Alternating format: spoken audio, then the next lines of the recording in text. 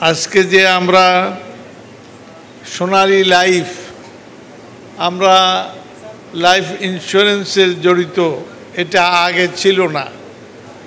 এটা গবেষণায় এটা ধরা পড়ছে যে আমরা বসে থাকা ঠিক না, এইগুলো শরিয়া মোতাবেক হতেই পারে এবং হচ্ছে আলহামদুলিল্লাহ। এবং সোনালী লাইফ আমি তাকে স্বাগত জানাচ্ছি যে তার অফিসার বৃন্দ, কর্মীবৃন্দ যেভাবে কাজ করছেন, ইনশাআল্লাহ এটা আর নিজের জায়গায় বসে থাকবে না, এগিয়ে যাবে ইনশাআল্লাহ।